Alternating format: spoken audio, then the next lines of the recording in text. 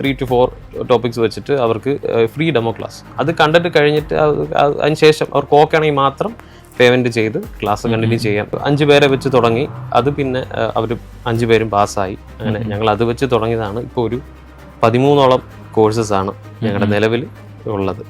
13ഓളം കോഴ്സസും അതുപോലെ തന്നെ 23ഓളം സ്റ്റാഫാണ് ഞങ്ങൾക്കിപ്പോൾ ഈ ഒരു ഒറ്റ കോഴ്സിൽ തുടങ്ങിയിട്ട് ഇതുവരെ ഇപ്പോൾ എത്തി നിൽക്കുന്നത്. ഡോക്ടർമാരായാലും BBS കഴിഞ്ഞ ഡോക്ടേഴ്സ് ആയാലും പാരാമെഡിക്സ് ആയാലും അവർ നാട്ടിൽ വർക്ക് ചെയ്തുകൊണ്ടിരിക്കുന്നവർക്ക് പുറത്തേക്ക് പോകണം, അല്ലെങ്കിൽ ഗൾഫ് കൺട്രീസിലേക്ക് പോകണം, അവർക്ക് അവിടെ വർക്ക് ചെയ്യണം എന്നുണ്ടെങ്കിൽ അവർക്ക് നമ്മളെ കോൺടാക്ട് ചെയ്ത് കഴിഞ്ഞ് അവർക്ക് അതിനുള്ള ഫുൾ അസിസ്റ്റൻസും പിന്നെ ഈ ക്ലാസ് ഈ എക്സാം ക്വാളിഫൈ ആവാനുള്ള ക്ലാസ്സും നമ്മൾ ഫുള്ളി പ്രൊവൈഡ് ചെയ്യും. പലയിടത്തും നമുക്ക് കാണാറുണ്ട്, നമുക്ക് ഓരോ എക്സാംസ് നമ്മൾ പ്രിപ്പയർ ചെയ്ത് കൊടുക്കും. ചിലപ്പോൾ അവർ ക്വാളിഫൈഡ് അല്ല, മീൻസ് ആ എക്സാമിന് പാസ്സാവാൻ പറ്റില്ല എന്നുണ്ടെങ്കിൽ രണ്ടാമത് ഞങ്ങളൊരു ഫ്രീ കോച്ചിങ് കൊടുക്കുന്നു. അപ്പൊ അഥവാ ഫെയിലായി പോയാൽ പോലും ഇവരുടെ തെറ്റുകൊണ്ടാണെങ്കിൽ പോലും നമ്മൾ ഇവരെ കൈവിടുന്നില്ല. നമ്മളവർ എന്ന് പാസ്സാവുന്നോ അതുവരെ ഉള്ളൊരു നമ്മളൊരു ഫ്രീ അസിസ്റ്റൻസ് കൊടുക്കുക. അത് നമ്മൾ USP ആയിട്ട് നമ്മൾ കൊണ്ടുപോകുന്നത് അത് തന്നെയാണ്.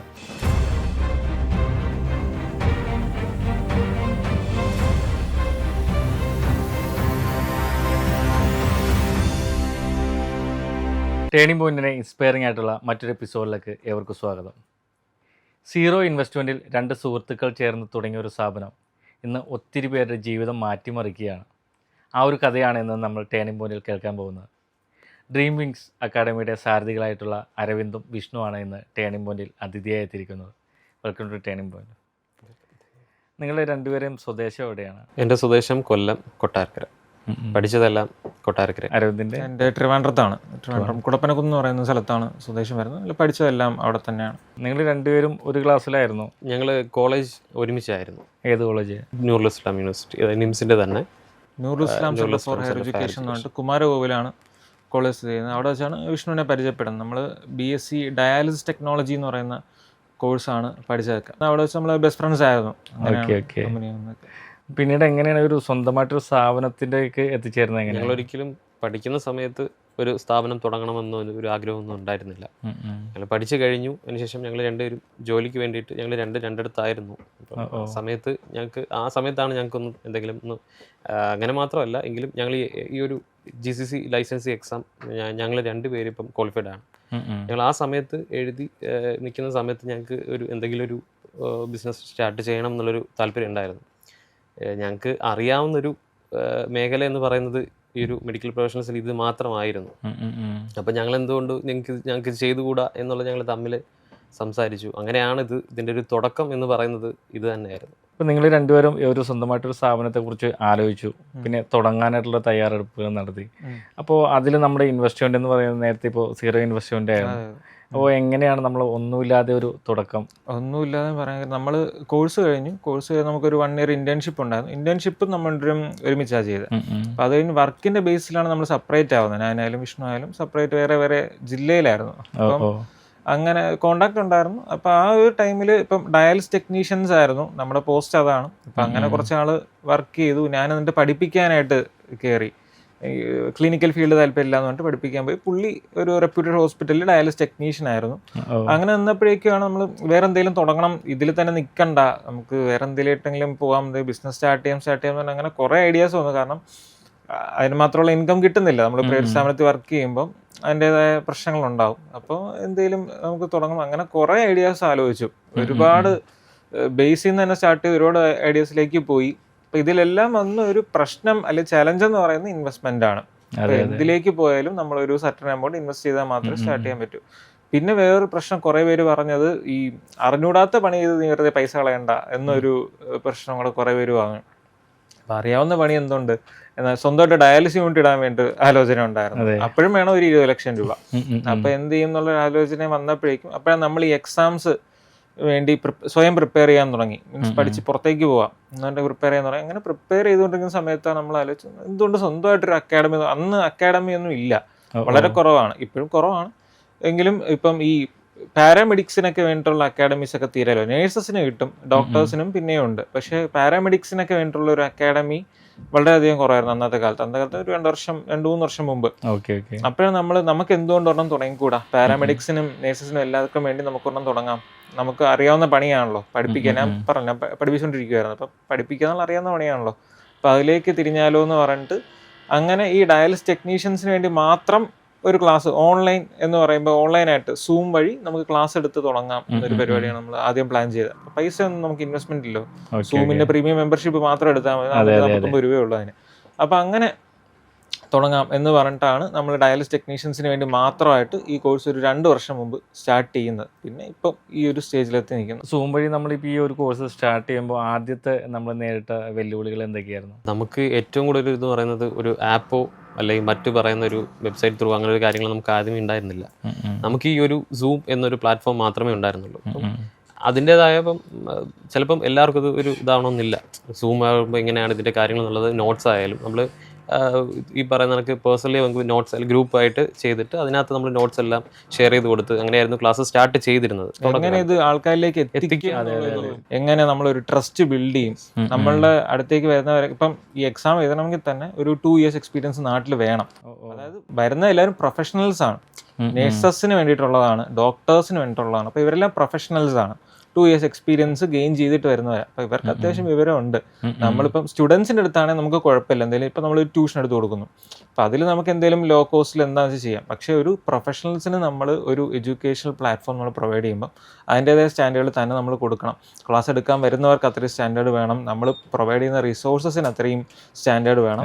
അപ്പോൾ ആ ഒരു ഇവരുടെ ട്രസ്റ്റ് ബിൽഡ് ചെയ്യുക, അങ്ങനെയുള്ളതൊക്കെ ആയിരുന്നു ആദ്യം ഉണ്ടായിരുന്ന ചലഞ്ചസ്. അപ്പോൾ വിഷ്ണു പറഞ്ഞ പോലെ ഈ സൂം എന്ന് പറയുന്നൊരു പ്ലാറ്റ്ഫോം എങ്ങനെ അതിൽ മാക്സിമം അതിനെ യൂട്ടിലൈസ് ചെയ്ത് ചെയ്യാം എന്നുള്ളതാണ് ആദ്യം നമ്മൾ അതിനെപ്പറ്റി ചിന്തിച്ചത്. അപ്പോൾ വിഷ്ണു ആണ് അന്ന് ആദ്യം പറഞ്ഞ് നമുക്ക് ഈ സൂം ലിങ്കും കാര്യങ്ങളൊക്കെ ടെലിഗ്രാം ത്രൂ എല്ലാം പ്രൊവൈഡ് ചെയ്ത് അതിൻ്റെ റെക്കോർഡ് ക്ലാസ് ആയിട്ട് കൊടുക്കാം.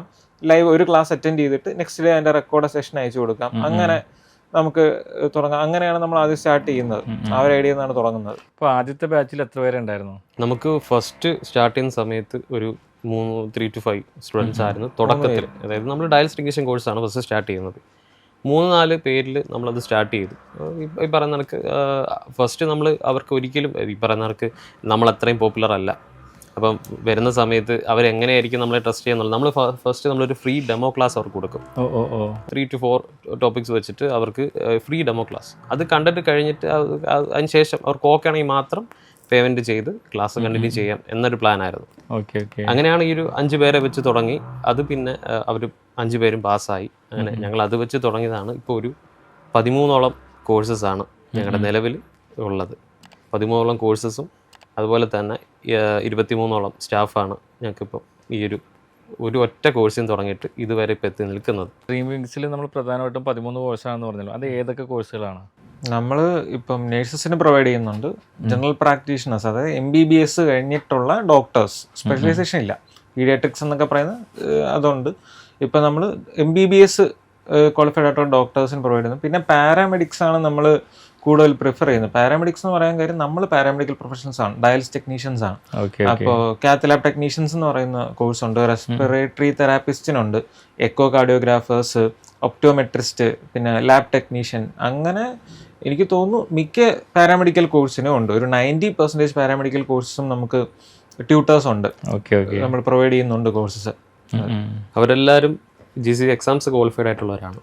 പഠിപ്പിക്കാൻ വരുന്ന എല്ലാവരും പഠിപ്പിക്കുന്ന ആൾക്കാരെല്ലാവരും എക്സാംസ് ക്വാളിഫൈഡ് ആയിട്ടുള്ളവരാണ്. അപ്പോൾ അതുകൊണ്ട് തന്നെ അവർക്ക് അതിനെ പറ്റിയുള്ള കാര്യങ്ങൾ ഡീറ്റെയിൽ ആയിട്ട് അറിയാം. ഇപ്പോൾ നമ്മുടെ പ്രേക്ഷകർക്ക് വേണ്ടിയിട്ട് ഈ കോഴ്സിൻ്റെ ശരിക്കും ഉപയോക്താക്കൾ ആരൊക്കെയാണ്? മെഡിക്കൽ പ്രൊഫഷണൽസ് തന്നെയാണ്. ഇപ്പം നഴ്സുമാരായാലും MBBS കഴിഞ്ഞ ഡോക്ടേഴ്സ് ആയാലും പാരാമെഡിക്സ് ആയാലും അവർ നാട്ടിൽ വർക്ക് ചെയ്തുകൊണ്ടിരിക്കുന്നവർക്ക് പുറത്തേക്ക് പോകണം, അല്ലെങ്കിൽ ഗൾഫ് കൺട്രീസിലേക്ക് പോകണം, അവർക്ക് അവിടെ വർക്ക് ചെയ്യണം എന്നുണ്ടെങ്കിൽ അവർക്ക് നമ്മളെ കോൺടാക്ട് ചെയ്ത് കഴിഞ്ഞ് അവർക്ക് അതിനുള്ള ഫുൾ അസിസ്റ്റൻസും പിന്നെ ഈ ക്ലാസ്, ഈ എക്സാം ക്വാളിഫൈ ആവാനുള്ള ക്ലാസ്സും നമ്മൾ ഫുള്ളി പ്രൊവൈഡ് ചെയ്യും. മെയിൻലി നമ്മൾ അങ്ങനെയുള്ള പ്രൊഫഷണൽസിന്, നാട്ടിൽ വർക്ക് ചെയ്യുന്ന ഗൾഫിലേക്ക് പോകാൻ ആഗ്രഹിക്കുന്ന മെഡിക്കൽ പ്രൊഫഷണൽസ് ആണ് നമ്മുടെ മെയിൻ ടാർഗറ്റ് അല്ലെങ്കിൽ എയിം എന്ന് പറയുന്നത്. അങ്ങനെയുള്ളവർ, അവർക്കാണ് ഏറ്റവും കൂടുതൽ യൂസ് ആവുന്നത്. ഇപ്പോൾ ഈ പറഞ്ഞ പോലെ കോഴ്സ് അത് കൂടാതെ എന്തൊക്കെ സപ്പോർട്ടാണ് നമ്മൾ കൊടുക്കുന്നത്? നമ്മൾ മെയിനായിട്ട് ഇപ്പം അവർക്ക് കോച്ചിങ് ആണ് ചെയ്യുന്നത്. കോച്ചിങ്ങിൽ തന്നെ നമുക്കിപ്പം പലയിടത്തും നമുക്ക് കാണാറുണ്ട്, നമുക്ക് ഓരോ എക്സാംസ് നമ്മൾ പ്രിപ്പയർ ചെയ്ത് കൊടുക്കും. ചിലപ്പോൾ അവർ ക്വാളിഫൈഡ് അല്ല, മീൻസ് ആ എക്സാമിന് പാസ്സാവാൻ പറ്റില്ല എന്നുണ്ടെങ്കിൽ രണ്ടാമത് ഞങ്ങളൊരു ഫ്രീ കോച്ചിങ്ങാണ് കൊടുക്കുന്നത്. നമ്മൾ ഈ പറയുന്ന അവർക്ക് അവരെന്ന് ക്വാളിഫൈഡ് ആവുന്നു അന്ന് വരെ ഞങ്ങൾ ഫുൾ അസിസ്റ്റൻ്റ് കൊടുത്തിരിക്കും. നമ്മൾ കറക്റ്റ് ആ രീതിയിലാണ് ആക്ച്വലി ഞങ്ങൾ ചെയ്തു പോകുന്നത്. അഥവാ ഫെയിലായി പോയാൽ പോലും ഇവരുടെ തെറ്റുകൊണ്ടാണെങ്കിൽ പോലും നമ്മൾ ഇവരെ കൈവിടുന്നില്ല. നമ്മളവർ എന്ന് പാസ്സാവുന്നു അതുവരെ ഉള്ളൊരു നമ്മളൊരു ഫ്രീ അസിസ്റ്റൻസ് കൊടുക്കുക. അത് നമ്മൾ USP ആയിട്ട് നമ്മൾ കൊണ്ടുപോകുന്നത് അത് തന്നെയാണ്. അവർ അഥവാ എന്തെങ്കിലും അവർക്കൊരു ബാക്ക് ഓപ്ഷൻ വന്നാൽ പോലും നമുക്ക് അവർക്ക് ഇപ്പം നേഴ്സുമാർ ഇവർക്ക് നൈറ്റ് ഷിഫ്റ്റ് വരും. അതെ അതെ. ഇവർക്ക് ഷിഫ്റ്റ് മാറ്റി മാറ്റി വരും. ഇവർക്ക് എന്തെങ്കിലും ഇപ്പോൾ വീട്ടിൽ കുഞ്ഞും കാര്യങ്ങളൊക്കെ ഉള്ളവരായിരിക്കും. അവർക്ക് ചിലപ്പോൾ ക്ലാസ് അറ്റൻഡ് ചെയ്യാൻ പറ്റിയിട്ടുണ്ടാവില്ല. അതുകൊണ്ട് അവർ എക്സാം അറ്റൻഡ് ചെയ്തു, അവർ ക്വാളിഫൈ ആകാൻ പറ്റിയില്ല. അവർ വീണ്ടും നമ്മളെ സമീപിക്കുകയാണെങ്കിൽ നമ്മൾ വീണ്ടും ഫീസ് ഒന്നും വാങ്ങുന്നില്ല, സർവീസ് ചാർജ് പോലും വാങ്ങുന്നില്ല. അവർക്ക് ഫ്രീ അസിസ്റ്റൻസ് തന്നെ നമ്മൾ പ്രൊവൈഡ് ചെയ്യും. അവർ പാസ്സാവുന്നവരെ അല്ലെങ്കിൽ നെക്സ്റ്റ് അറ്റംപ്റ്റിന് വരെയുള്ള ഒരു ഫ്രീ സർവീസ് അല്ലെങ്കിൽ ഫ്രീ കോച്ചിങ് ക്ലാസ് നമ്മൾ പ്രൊവൈഡ് ചെയ്യാറുണ്ടല്ലേ. അവർക്ക് എന്ത് അസിസ്റ്റൻസ് വേണമെങ്കിലും നമ്മൾ പ്രൊവൈഡ് ചെയ്ത് കൊടുക്കും. Okay okay. നമുക്ക് ഓരോ മന്തും ഓരോ ബാച്ചാണ്. ഒരു ബാച്ച് കഴിയുമ്പോഴത്തേക്കും ആ ഒരു എക്സാംസ് ക്വാളിഫൈഡ് ആയിട്ടുള്ളവർ കഴിഞ്ഞ് അങ്ങനെ പോകാറാണ് പതിവ്. അപ്പം അടുത്ത ഇതിൽ തന്നെ ചിലപ്പോൾ ഫെയിലർ ആയിട്ടുള്ളവരുണ്ടാവും. അപ്പം നമ്മൾ എന്ത് വെച്ചാൽ നെക്സ്റ്റ് ബാച്ചിൽ അവർക്ക് ഫ്രീ ആയിട്ട് തന്നെ ആ ഒരു ബാച്ചിലേക്ക് തന്നെ ആഡ് ചെയ്ത് വിടുക. വീണ്ടും അവർക്ക് ആ ഒരു തുടങ്ങുന്ന പോലെ തീരുന്ന ആ ഒറ്റ ബാച്ചിൽ തന്നെ അവർക്ക് തീർത്ത് അടുത്ത് ക്വാളിഫൈഡ് ആക്കി ഫുള്ളായിട്ട് വരെ നമുക്ക് ഏറ്റവും കൂടുതൽ നമുക്ക് വേണ്ടതെന്ന് പറഞ്ഞാൽ പാസ്സാവുക എന്നുള്ളതാണ് ഏറ്റവും. അതിന് വേണ്ടിയിട്ട് ഞങ്ങൾ ആ രീതിയിൽ പ്ലാൻ സപ്പോർട്ട് ചെയ്യും. നമുക്കൊരു 35 to 40 days വരെയുള്ളൊരു കോച്ചിങ് ക്ലാസ്സസ് ആണുള്ളത്. ഈ ഒരു ഫസ്റ്റ് അവർക്ക് ആ ഒരു ഏത് എക്സാം ആണോ ആ എക്സാമിൻ്റെ ആ ഒരു ടോപ്പിക്സ് കാര്യങ്ങളെല്ലാം സിലബസ് എല്ലാം കവർ ചെയ്ത് പോകും. അതിൻ്റെ പ്രീവിയസ് ക്വസ്റ്റ്യൻസ് ഉണ്ട്, അതെല്ലാം കവർ ചെയ്ത് പോകും. അതുപോലെ തന്നെ ലാസ്റ്റ് അവർക്കൊരു ചെറിയൊരു മോക്ക് ടെസ്റ്റ് പോലെ നടത്തും. ഇതെല്ലാം കഴിഞ്ഞതിന് ശേഷമാണ് അവർക്ക് കുറച്ച് ടൈമിൽ അവർ തന്നെ സ്വന്തമായിട്ട് കുറച്ച് പേരൊന്ന് പ്രിപ്പയർ ചെയ്തിട്ട് നേരെ എക്സാംസിന് പോവുക. അതാണ് ഞങ്ങൾ ചെയ്തു പോകുന്നത്. ഇപ്പോൾ ഇത്രയും കോഴ്സുകൾ നമ്മൾ പ്രൊവൈഡ് ചെയ്യുന്നുണ്ട്. അപ്പോൾ ഇതെല്ലാം പഠിച്ച് നമുക്കൊരു ജോലി കിട്ടി. അപ്പോൾ ജോലി കിട്ടിക്കഴിഞ്ഞാൽ നമുക്ക് കിട്ടുന്ന ഫസ്റ്റ് സാലറി, അതിൻ്റെ ഒരു പ്ലാനിങ് അതൊക്കെ എങ്ങനെയാണ്? ഇപ്പോൾ നേഴ്സുമാർക്കും അല്ലെ പാരാമെഡിക്കൽ പ്രൊഫഷണൽസിലും കാണുന്നത് 1 ലക്ഷത്തിന് മേലുള്ള സാലറി ഉണ്ട്. ഇപ്പോൾ ഇവർ നാട്ടിൽ വർക്ക് ചെയ്താൽ എത്ര കിട്ടും എന്നുള്ളത് അറിയാം. ഇപ്പം പുറത്തേക്ക് പോയി കഴിഞ്ഞാൽ എങ്ങനെ പോലും ഒരു 1.5 ലക്ഷം രൂപ പാരാമെഡിക്കൽസിനും നേഴ്സസിനും ഉറപ്പായിട്ടും കിട്ടും. ഡോക്ടേഴ്സിനാണെന്നുണ്ടെങ്കിൽ അതിൻ്റെ ഡബിളായിട്ട് കൂട്ടിക്കോളുക അതിൻ്റെ ഒരു എമൗണ്ട്. അതായത് നാട്ടിൽ വർക്ക് ചെയ്യുന്നതിൻ്റെ ഒരു 3-4 ഇരട്ടി രൂപ എന്തായാലും ഇവർക്ക് ഗൾഫ് കൺട്രീസിൽ വർക്ക് ചെയ്താൽ കിട്ടും. ഗൾഫിലാണെങ്കിൽ ടാക്സും കൊടുക്കണ്ട, ടാക്സ് ഫ്രീ ആണല്ലോ ഗൾഫ് കൺട്രി. അപ്പം എങ്ങനെ നോക്കിയാലും ഇപ്പോൾ ഒരു മെഡിക്കൽ കോഴ്സ് കഴിഞ്ഞ് പുറത്തേക്ക് ഇറങ്ങുന്ന പാരാമെഡിക്സോ നേഴ്സസ് ആരായാലും ഇവർക്ക് ഗൾഫ് കൺട്രിയാണ് ഓപ്റ്റ് ചെയ്യാൻ ഏറ്റവും നല്ല കൺട്രി എന്ന് പറയുന്നത് ഗൾഫ് കൺട്രീസ് ആണ്. ജോലി സാധ്യത കൂടുതലുള്ളത് ഗൾഫ് കൺട്രീസ് തന്നെയാണ്.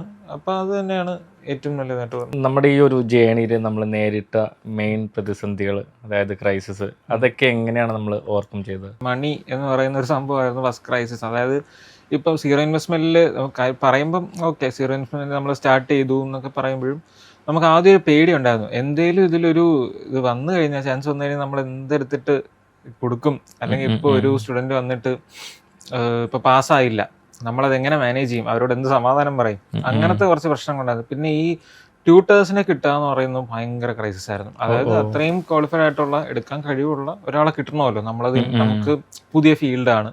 നമ്മൾ ഈ ഹോസ്പിറ്റലിൽ വർക്ക് ചെയ്തുകൊണ്ടിരുന്ന നമ്മൾ ഇങ്ങനൊരു ബിസിനസ് എന്ന് പറയുന്ന പരിപാടിയിലേക്ക് വരുമ്പോൾ ചീറ്റ് ചെയ്യപ്പെടാനുള്ള സാധ്യത വളരെയധികം കൂടുതലാണ്. അതൊരു മെയിൻ ക്രൈസിസ് ആയിരുന്നു. ഇപ്പോൾ ഈ ട്യൂട്ടേഴ്സിനെ ഹയർ ചെയ്തിട്ട് അതങ്ങനെ കുറെ അബദ്ധം ആദ്യം പറ്റിയിട്ടുണ്ട്.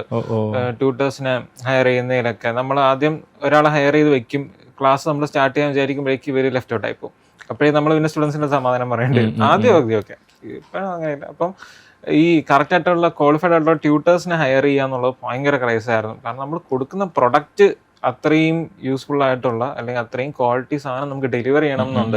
അതിൽ ഒരു തരത്തിലുള്ള വിട്ടുവീഴ്ചയും പാടില്ല എന്നുള്ളത് നമ്മൾ രണ്ടുപേരും കൂടെ ആദ്യമേ എടുത്തൊരു തീരുമാനമായിരുന്നു. എന്താണോ നമ്മൾ കൊടുക്കുന്ന റിസോഴ്സ് 100% യൂസ്ഫുൾ ആയിരിക്കണം. അതിൽ നിന്ന് ഒരു നെഗറ്റീവ് നമുക്ക് വരരുത്. അവർക്ക് അത്രയും ട്രസ്റ്റ് ബിൽഡ് ആവണം. ഫസ്റ്റ് ക്രൈസ് അത് തന്നെയാണ്. അത്രയും ക്വാളിറ്റിയുള്ള ട്യൂട്ടേഴ്സിനെ ഹയർ ചെയ്യുക എന്നുള്ള ഒരു ബേസിക് ഒരു പ്രശ്നം ഉണ്ടായിരുന്നു ക്രൈസിസ്. പിന്നെ മണി അല്ല, വേറെ ഭയങ്കര രീതിയിലുള്ള ക്രൈസിസ് കാര്യങ്ങളൊന്നും വന്നിട്ടില്ല. പിന്നെ നമ്മളൊന്ന് ടച്ചായി ഇതിന്റെ ഒരു ട്രാക്കിലേക്ക് വന്നതിന് ശേഷം നമുക്ക് പിന്നെ തിരിഞ്ഞു നോക്കേണ്ടി വന്നിട്ടില്ല. നമ്മൾ പിന്നെ അങ്ങ് പോയിക്കൊണ്ടിരിക്കുവായിരുന്നു, മേളോട്ട് തന്നെ പോയിട്ടുള്ളത്. നമ്മൾ സ്റ്റാർട്ട് ചെയ്ത് പോകേണ്ട ഒരു സ്വപ്നം, അത് ഇപ്പോൾ ഇവിടെ എത്തി നിൽക്കുമ്പോൾ അത് നമ്മൾ സാധ്യമാക്കിയിട്ടുണ്ടോ? തീർച്ചയായിട്ടും. അതായത് തുടങ്ങുന്ന സമയത്ത് ഒരു പറഞ്ഞിടക്ക് തന്നെ സീറോ ഇൻവെസ്റ്റ്മെൻറ്റിൽ തന്നെ സ്റ്റാർട്ട് ചെയ്ത സമയത്ത് ഞങ്ങൾക്കിപ്പം ഈ പറയുന്ന പോലെ അന്നൊരു ഓഫീസോ കാര്യങ്ങളോ ഒന്നും ഉണ്ടായിരുന്നില്ല. അപ്പം ഞങ്ങൾക്ക് പറയാൻ വേറെ ആരുമില്ല. ഞങ്ങൾ രണ്ടുപേരും മാത്രം അക്കാഡമിയിൽ തുടങ്ങി വെച്ചു.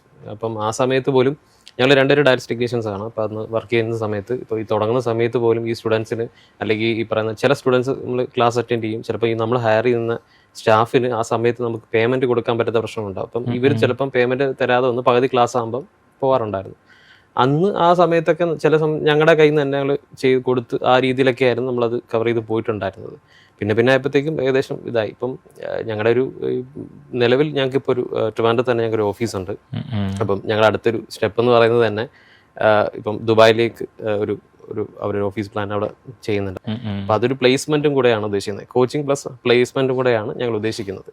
അപ്പം ഞങ്ങളുടെ ഈ 2 years ജേണി എന്ന് പറയുമ്പോഴത്തേക്കും ഒരുപാട് മാറ്റങ്ങൾ ഞങ്ങൾക്ക് വന്നിട്ടുണ്ട്. ഉറപ്പായിട്ടും ഞങ്ങളുടെ ഒരു കഷ്ടപ്പാട് അതിലുണ്ട്, എത്രത്തോളം ഉണ്ട്. ഇപ്പം ഇതുവരെ നമ്മൾ എത്ര പേരെ പഠിപ്പിച്ചിട്ടുണ്ട്? 200 മേളിൽ കണക്കെടുക്കാനാണെങ്കിൽ അതിന് മേളിൽ സ്റ്റുഡൻസ് വന്നിട്ടുണ്ട്. അത് ഒരുപാട് നല്ല മൊമെന്റ്സ് ഉണ്ടായിട്ടുണ്ട്. ഇപ്പം വളരെ ഇപ്പം കഷ്ടതയിൽ നിന്നൊക്കെ വന്നിട്ട് ഇവരവിടെ ജോലി കിട്ടിയിട്ട് വിളിച്ച് പറയുന്ന ആൾക്കാരുണ്ട്. ഒരുപാട് നന്ദിയുണ്ട്. അതിലൊക്കെ നമുക്ക് ഒരുപാട് സന്തോഷം കിട്ടിയിട്ടുണ്ട്. കാരണം നമ്മൾ ഒരു ബിസിനസ്സിലേക്ക് വരും അല്ലെങ്കിൽ ഈ ഫീൽഡിലോട്ട് വരും ഒട്ടും പഠിക്കുന്ന സമയത്തായാലും പിന്നെ വർക്ക് ചെയ്യുന്ന സമയത്തായാലും നമ്മളങ്ങനെ ചിന്തിച്ചിട്ടേ ഇല്ല. ഇപ്പം നേരത്തെ ചോദിച്ച പോലെ ഇപ്പം നമ്മൾ ഡ്രീം ചെയ്തത് ഇത്രയും പോലും ഇല്ലായിരുന്നു. ആദ്യം നമ്മൾ സ്റ്റാർട്ട് ചെയ്ത സമയത്ത് സ്റ്റാർട്ട് ചെയ്ത് നോക്കാം, ഏതുവരെ പോകും നോക്കാം, അങ്ങനെ ഒരു ഐഡിയ ആയിരുന്നു. പിന്നീടാണ് നമ്മളിതൊരു ഡ്രീം ഇത് വലിയൊരു നിലയിൽ എത്തിക്കണം എന്നുള്ളൊരു ഇതിലേക്ക് വന്നത്. അപ്പോൾ ഇപ്പൊ സത്യം പറഞ്ഞു കഴിഞ്ഞാൽ 100% സാറ്റിസ്ഫൈഡ് ആണ്. ആ ഒരു ഡ്രീം ഇനിയുണ്ട്. ഇപ്പം ഡ്രീം എന്ന് പറയുമ്പോൾ നമ്മൾ ഒരു ഡ്രീം കണ്ടു, അതിലേക്ക് എത്തിയ നമ്മൾ അടുത്ത ഡ്രീമിലേക്ക് പോകും. ഇപ്പൊ ഇനിയും മേലോട്ട് പല ഡ്രീംസ് ഉണ്ട്, അതിലേക്ക് ഇനിയും കോൺകർ ചെയ്ത് പോകണം എന്നാണ് ആഗ്രഹം. ഇപ്പൊ വിഷ്ണു നേരത്തെ പറഞ്ഞ പോലെ വിഷ്ണു ഇപ്പം ദുബായിലൊരു ബ്രാഞ്ച് വിഷ്ണു തന്നെ ഇൻഡിവിജ്വലി സ്റ്റാർട്ട് ചെയ്യാൻ വേണ്ടി പ്ലാനുണ്ട്. ഫ്രാഞ്ചൈസി ആയിട്ട് എടുത്തിട്ട് അവിടെ ഒരു ബ്രാഞ്ച് സ്റ്റാർട്ട് ചെയ്യാൻ പ്ലാനുണ്ട്. അപ്പോൾ അവിടെ റിക്രൂട്ട്മെന്റ് ഹോസ്പിറ്റൽസ് ആയിട്ട് ടൈപ്പ് ചെയ്ത് ഇവർക്ക് ഇപ്പം ഒരു ക്ലാസ്സിന് വരുന്ന കാൻഡിഡേറ്റ് ക്ലാസ് അറ്റൻഡ് ചെയ്ത് നമ്മുടെ അറ്റസ്റ്റേഷൻ ബാക്കി സർവീസസ് എല്ലാം കഴിഞ്ഞ് ജോബോട് കൂടി ഇവർക്ക് ഇറങ്ങി പോകാം പ്ലാനാണ് നമ്മളിപ്പം മുന്നോട്ട് വയ്ക്കാൻ പോകുന്നത്. ഇപ്പം ഒന്നും ആയിട്ടില്ല. ഇനി അടുത്തൊരു ഡ്രീം, അടുത്ത സ്റ്റെപ്പ് എന്ന് പറയുന്നതാണ് കോച്ചിങ്ങിന് വരുന്നൊരു കാൻഡിഡേറ്റിന് അയാൾ കോച്ചിങ് കഴിഞ്ഞ് പാസ്സായി ജോലിയോടുകൂടി അവർക്ക് പുറത്തേക്ക് ഇറങ്ങാം. അങ്ങനെ ഒരു റിക്രൂട്ട്മെന്റ് പ്രൊസീജിയറും കൂടെ കഴിഞ്ഞ് അങ്ങനെ അതും കൂടെ ഒന്ന് നടത്തിയെടുക്കണം എന്നാണ് നമ്മുടെ ഒരു ഇപ്പോഴുള്ളൊരു ഡ്രീം എന്ന് പറയുന്നത്. അതായത് ഈ വരുന്ന കാൻഡിഡേറ്റ്സിനായാലും ഈ പറഞ്ഞ കണക്ക് ഡേറ്റ ഫ്ലോ അല്ലെങ്കിൽ ക്രെഡൻഷ്യൽ അതുപോലെ തന്നെ ഈ അറ്റസ്റ്റേഷൻസ് ഇതെല്ലാം പലയിടത്തും പല ഏജൻസിയിൽ ചെയ്താണ് പോകുന്നത്. ഞങ്ങൾ ഉദ്ദേശിക്കുന്നത് ഈ വരുന്ന ഒരു കാൻഡിഡേറ്റിന് എല്ലാം ഒരു ഇതിൽ തന്നെ ഞങ്ങളുടെ അക്കാഡമിയിൽ തന്നെ ഇതിൻ്റെ എല്ലാ കാര്യങ്ങളും അവർക്ക് കിട്ടണം. ഈവൻ ജോബ് പോലും എല്ലാം ഒരു രീതിയിൽ തന്നെ ചെയ്യണം. അതാണ് ഞങ്ങളുടെ ഏറ്റവും വലിയൊരു ഡ്രീം. ഇപ്പോൾ ഡ്രീം മിക്സിൽ നിങ്ങൾ ഏതൊക്കെ വിഭാഗങ്ങളാണ് ഹാൻഡിൽ ചെയ്യുന്നത്? കൂടുതലായിട്ടും മാർക്കറ്റിങ്ങും അതിൻ്റെ കാര്യങ്ങളും ഞാൻ തന്നെ നോക്കുന്നത്. കുറച്ച് അക്കാഡമിക്സ് അവരുടെ കാര്യങ്ങളെല്ലാം അരവിന്ദാണ് ചെയ്യുന്നത്. മാർക്കറ്റിംഗ് പുള്ളി നോക്കുമ്പോഴേക്കും ബാക്കിയുള്ള പരിപാടികളാണ്. ഇപ്പം ട്യൂട്ടേഴ്സിൻ്റെ കാര്യങ്ങളായാലും സ്റ്റുഡൻസ് അവരുടെ കറക്റ്റ് ക്ലാസ് പ്രൊവൈഡ് ചെയ്യുക, ബാക്കി ഇവർക്ക് എന്തെങ്കിലും ക്രൈസിസ് ഉണ്ടെങ്കിൽ വേറെ എന്തെങ്കിലും സോൾവ് ചെയ്ത് കൊടുക്കുക, അങ്ങനെയുള്ള കാര്യങ്ങളൊക്കെ ക്ലാസ്സിൻ്റെ കാര്യങ്ങളെല്ലാം ഞാൻ നോക്കും. മാർക്കറ്റിംഗ് പരിപാടിയൊക്കെ വിഷ്ണു നോക്കും. അങ്ങനെ ഒരു ഗീവ് ആൻഡ് ടേക്ക് പോളിസിയിലാണ് മുന്നോട്ട് പോകുന്നത്. ഇപ്പോൾ നമ്മളിപ്പോൾ ഒരു പാർട്ട്ണർഷിപ്പ് ബിസിനസ്സായിട്ട് സ്റ്റാർട്ട് ചെയ്ത് ഇപ്പോൾ ഇവിടം വരെ എത്തി നിൽക്കുകയാണ്. ഇപ്പോൾ ഒരു പാർട്ട്ണർഷിപ്പ് ബിസിനസ്സിലെ സാധ്യതകൾ അല്ലെങ്കിൽ അതിലെ ഗുണകരമായിട്ടുള്ള വസ്തുതകൾ അതെന്തൊക്കെയാണ്? ഇപ്പോൾ പലയിടത്തും ഞാൻ കേട്ടിട്ടുണ്ട്, ഇപ്പോൾ അറിയാവുന്നവർ ചേർന്ന് അല്ലെങ്കിൽ ഫ്രണ്ട്സ് തമ്മിൽ ബിസിനസ് തുടങ്ങരുതെന്ന് പറഞ്ഞിട്ട് പറയുന്നത്. ശരിക്കും അങ്ങനെ ഒരു ഇതെനിക്ക് തോന്നിയിട്ടില്ല. പാർട്ണർഷിപ്പ് അത് ഫ്രണ്ട്സ് തമ്മിൽ പരസ്പരം അറിയാവുന്ന ആൾക്കാർ തമ്മിൽ തുടങ്ങുമ്പോഴാണ് ശരിക്കും അത് ഏറ്റവും നല്ല രീതിയിൽ പോകുന്നതെന്ന് എനിക്ക് തോന്നിയിട്ടുണ്ട്. ഇപ്പം അവർക്ക് തമ്മിൽ മനപ്പൊരുത്തം ഇല്ലാന്നുണ്ടെങ്കിൽ അവരൊത്തു പോകില്ല. ഇപ്പം ഞാനും സാറും കൂടെ ഒരു ബിസിനസ് സ്റ്റാർട്ട് ചെയ്യുന്നത് നമുക്ക് പരസ്പരം അറിയില്ല. നമ്മൾ അങ്ങനെ തുടങ്ങുന്നതിനെക്കാട്ടിയും പാർട്ണർഷിപ്പ് എന്ന് പറയുമ്പോൾ അത്രയും അടുത്തറിയാവുന്ന അല്ലെങ്കിൽ വർഷങ്ങളുടെ പരിചയമുള്ള ഒരേ രീതിയിൽ ചിന്തിച്ചു പോകുന്ന ആൾക്കാർ തമ്മിൽ ഒരു ബിസിനസ് സ്റ്റാർട്ട് ചെയ്യുമ്പോൾ partnership is A very good thing. അല്ലെങ്കിൽ വളരെയധികം മുന്നോട്ട് പോകാൻ വേണ്ടിയിട്ട് ഒരു ട്രാക്ക് ഒരുക്കുന്ന ഒരു പരിപാടി തന്നെയാണ് പാർട്ണർഷിപ്പ് ബിസിനസ് എന്നാണ് എനിക്ക് തോന്നുന്നത്. വിഷ്ണുവിന് എന്താ തോന്നിയിട്ടുള്ളത്? ഇതുപോലെ തന്നെയാണ് ഇപ്പം അരവിന്ദ് പറഞ്ഞ പോലെ തന്നെ. ഇപ്പം ഞങ്ങൾ തുടങ്ങുന്ന സമയത്ത് എനിക്ക് കുറച്ച് ഐഡിയാസ് കാണും, അവനും കുറച്ച് ഐഡിയാസ് കാണും. ഞങ്ങൾ രണ്ടുപേരും കൂടെ തീരുമാനിച്ചിട്ട് ചെയ്യുമ്പോഴാണ് കുറച്ച് അപ്പം ഞാൻ ചെയ്യുന്ന ചില കാര്യങ്ങൾ മിസ്റ്റേക്ക് വരുമ്പം അവനത് പറഞ്ഞു തരും. അപ്പം അവന് എന്തെങ്കിലും ചെയ്യുന്ന മിസ്റ്റേക്ക് ഉണ്ടാക്കി എനിക്കത് പറയാം. നമുക്കത് ചെയ്യുമ്പം ഒരു മണി എന്നൊരു ഇതിനേക്കാളും ഏറ്റവും എന്ന് പറയുന്ന ഒരു ഐഡിയാസ്, അതാണ് ഏറ്റവും കൂടുതൽ ഞങ്ങൾ ഇതാക്കിയത് കാര്യം എന്ന് പറയുന്നത്. ഞങ്ങൾ 0 ഇൻവെസ്റ്റ്മെന്റ് ആണ് അത് തുടങ്ങുന്നത്. ഞങ്ങളുടെ ഇത്ര ഒരു ഐഡിയാസ് ഇല്ല എന്നുണ്ടെങ്കിൽ ഒരിക്കലും ഒരു 0 ഇൻവെസ്റ്റ്മെന്റ് നമുക്ക് ചെയ്യാൻ കഴിയില്ല. പാർട്ണർഷിപ്പ് എന്ന് പറയുമ്പോൾ നമുക്ക് സജഷൻ ചോദിക്കാമല്ലോ. ഞാൻ ചെയ്യുന്നതിൽ എന്തെങ്കിലും തെറ്റുണ്ടെങ്കിൽ വിഷ്ണു ചൂണ്ടിക്കാണിക്കാം, അത് ചെയ്യുന്നത് തെറ്റാണ്. വിഷ്ണു ചെയ്യുന്നതിൽ എന്തെങ്കിലും മിസ്റ്റേക്ക് ഉണ്ട് എനിക്കത് പറയാം, വിഷ്ണു അത് ശരിയല്ല, അത് പോയി കഴിഞ്ഞാൽ അത് പാളും എന്നുള്ളത് പറഞ്ഞു കൊടുക്കാം. ഒറ്റയ്ക്ക് എന്തെങ്കിലും പരിപാടിയിലോട്ട് പോയാൽ നമുക്ക് അങ്ങനെ ഉപദേശിക്കാൻ ആരുമില്ല. ഇപ്പം ഞാൻ ഒറ്റയ്ക്ക് ഒരു ബിസിനസ് സ്റ്റാർട്ട് ചെയ്തു, വിഷ്ണു ഒറ്റയ്ക്ക് ബിസിനസ് സ്റ്റാർട്ട് ചെയ്താൽ പോലും നമുക്ക് രണ്ടുപേർക്കും individually there are no godfathers, ആരുമില്ല. ഇപ്പം വീട്ടിലാരും ബിസിനസ്സുകാരില്ല, വീട്ടിലെന്നല്ല കുടുംബത്തിൽ തന്നെ ഇല്ല, ശരിക്കും ഇല്ല. അപ്പം അങ്ങനെ ഒരു ബാക്ക്ഗ്രൗണ്ടിൽ നിന്ന് വരുമ്പോഴേക്കും ഭയങ്കര ബുദ്ധിമുട്ടാണ്. ഇതിനെപ്പറ്റി അറിയാതെ ചെന്ന് ചാടിയാൽ ഒരുപാട് പ്രശ്നങ്ങളുണ്ടാവും. പക്ഷെ പാർട്ണർഷിപ്പ് എന്ന് പറയുമ്പോൾ രണ്ടുപേര് ചേർന്നിട്ടാകുമ്പോൾ രണ്ടുപേരുടെ ഐഡിയാസ് വരും, രണ്ടുപേരുടെയും യുക്തിബോധങ്ങളെല്ലാം വേറെ വേറെ ആയിരിക്കും. അത് രണ്ടും കൂടെ കമ്പൈൻ ആകുമ്പോഴേക്കും നല്ലൊരു ഔട്ട്കം പ്രൊഡ്യൂസ് ചെയ്യാൻ പറ്റും എന്നാണ് എനിക്ക് തോന്നുന്നത്. ഇപ്പം നേരത്തെ പറഞ്ഞാൽ വീട്ടിൽ ആരും ബിസിനസ്സുകാരില്ലെന്ന് പറഞ്ഞായിരുന്നു. ഇതിൽ നമ്മൾ പഠിച്ച് ഇപ്പോൾ സുരക്ഷിതമായിട്ടൊരു ജോലി കിട്ടിയ സമയത്താണ് നമ്മൾ സ്വന്തമായിട്ട് ബിസിനസ് തുടങ്ങിയത്. അപ്പോൾ വീട്ടുകാരുടെ ഒരു റിയാക്ഷൻ എന്തായിരുന്നു? ഞങ്ങൾ രണ്ടുപേരും ഒരു മിഡിൽ ക്ലാസ് ഫാമിലിയാണ്. അപ്പം ആക്ച്വലി ഇത് ഞങ്ങൾ തുടങ്ങുന്ന സമയത്ത് പോലും ഇത് ഞങ്ങളെ വിശ്വസിച്ചാണ് ഞങ്ങളുടെ പേരൻസിനെ ഏറ്റവും കൂടുതൽ പറയാനുള്ള കാര്യം എന്ന് പറഞ്ഞാൽ ഞങ്ങളുടെ ഐഡിയാസിനെയും ഞങ്ങളുടെ ബിസിനസ്സിനെയും അവർ വിശ്വസിച്ചു.